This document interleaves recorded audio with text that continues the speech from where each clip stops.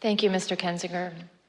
The staff who remained at the White House on the morning of January 7th knew the president needed to address the nation again, and they had a speech prepared for him that morning, but he refused for hours to give it. As you heard Cassidy Hutchins testify previously, President Trump finally agreed to record an address to the nation later that evening, the evening of January 7th, because of concerns he might be removed from power under the 25th Amendment or by impeachment. We know these threats were real. Sean Hannity said so himself in a text message that day to Press Secretary Kayleigh McEnany. He wrote, "No more stolen election talk. Yes, impeachment and 25th Amendment are real." We obtained the never-before-seen raw footage of the president recording his address to the nation that day on January 7th, more than 24 hours after the last time he had addressed the nation from the Rose Garden. Let's take a look. Whenever you're ready, sir.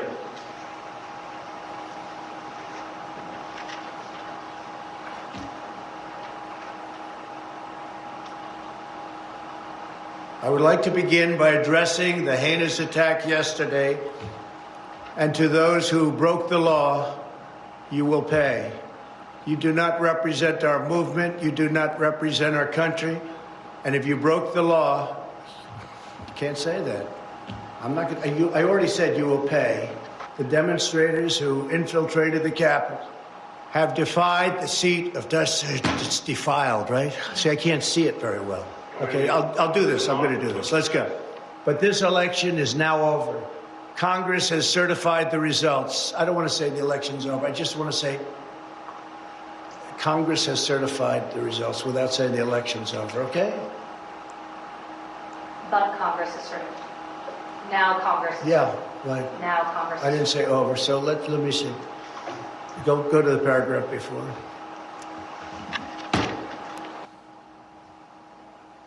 Okay? I would like to begin by addressing the heinous attack yesterday. Yesterday is a hard word for me.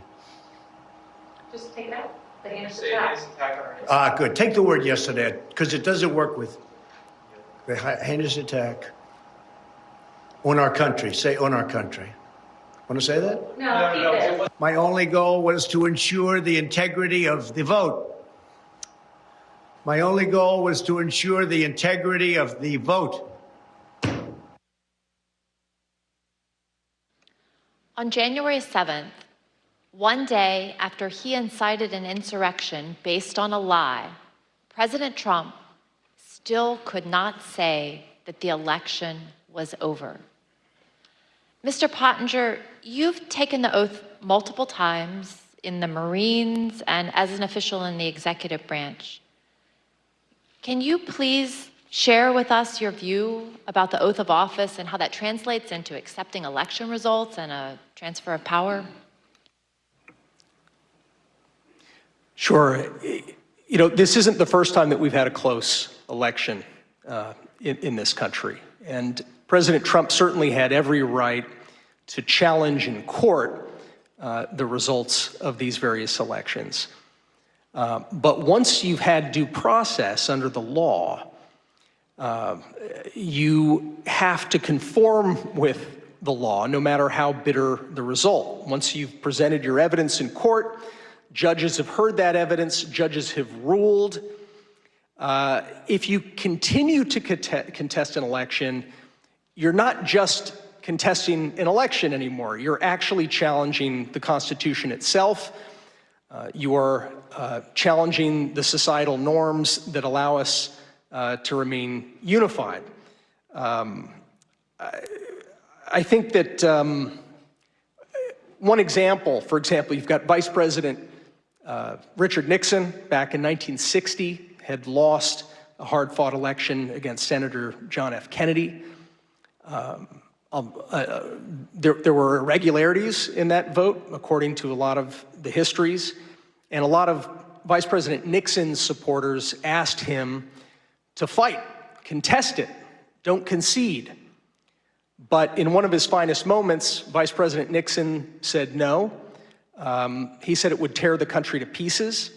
and he conceded to Jack Kennedy and announced that he was going to support him as the next president. We have an example of a Democratic candidate for president, Vice President Al Gore, who faced a very similar dilemma. He strongly disagreed with the Supreme Court decision that lost his election bid and allowed President George W. Bush to take office. But he gave a speech of concession in late December, mid or late December of 2000, where he said, this is for the sake of the unity of us as a people and for the strength of our democracy. I also am going to concede. I'm going to support the new president. His speech is actually a pretty good model, I think, for any candidate for any office, up to and including the president, and from any party to read, particularly right now. The oath that our presidents take, it's very similar to the oath of office I took as a U.S. Marine officer and the oath I took as a White House official. It is to support and defend the Constitution. It's to protect the Constitution, to bear true faith and allegiance to the Constitution. And it is a sacred oath. It's an oath that we take before our families. We take that oath before God. I think that we have an obligation to live by that oath. I do still believe that we have the most ingenious system of government on earth, despite its imperfections. I don't envy countries that don't have this system that actually allows for a predictable, peaceful transfer of government every 4 to 8 years, and it's not something that we should take for granted. Thank you. As we heard at the start of the hearing, in the immediate aftermath of January 6th, Republican leader Kevin McCarthy understood that President Trump bore responsibility for that day and should have taken immediate action to stop the violence. He was even more candid in calls with Republican colleagues.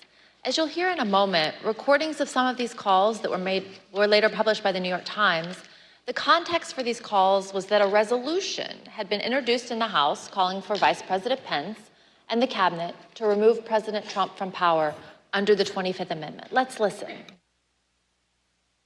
I've had it with this guy. What he did is unacceptable. Nobody can defend that, and nobody should defend it. The only discussion I would have with him is that I think this will pass, and it would be my recommendation we should be done. That would be my take, but I don't think he would take it, but I don't know. But let me be very clear to all of you, and I've been very clear to the president. He bears responsibilities for his words and actions. No ifs, ands, or buts. I asked him personally today, does he hold responsibility for what happened? Does he feel bad about what happened? He told me he does have some responsibility for what happened. And he needs to acknowledge that. President Trump has never publicly acknowledged his responsibility for the attack. The only time he apparently did so was in that private call with Kevin McCarthy. There's something else President Trump has never acknowledged: the names and the memories of the officers who died following the attack on the Capitol. We're honored to be joined tonight by police and first responders who bravely protected us on January 6th. Your character and courage give us hope that democracy can and should prevail, even in the face of a violent insurrection. We on this dais can never thank you enough for what you did to protect our democracy. On January 9th, 2 of President Trump's top campaign officials texted each other about the president's glaring silence on the tragic death of Capitol Police Officer Brian Sicknick, who succumbed to his injuries the night of January 7th. These campaign officials were Tim Murtaugh, Trump's director of communications, and one of his deputies, Matthew Walking. Their job was to convince people to vote for President Trump So they knew his heart, his mind, and his voice as well as anyone. And they knew how he connects with his supporters. Here's what they had to say about their boss. Murtaugh said, "Also shitty not to have acknowledged the death of the Capitol police officer." Wolking responded, "That's enraging to me. Everything he said about supporting law enforcement was a lie." To which Murtaugh replied, "You know what this is, of course? If he acknowledged the dead cop, he'd be implicitly faulting the mob. And he won't do that because they're his people. And he would also be close to acknowledging that what he lit at the rally got out of control. No way he acknowledges something that could ultimately be called his fault. No way." President Trump did not then and does not now have the character or courage to say to the American people what his own people know to be true. He is responsible for the attack on the Capitol on January 6th. Thank you, and I yield to the gentleman.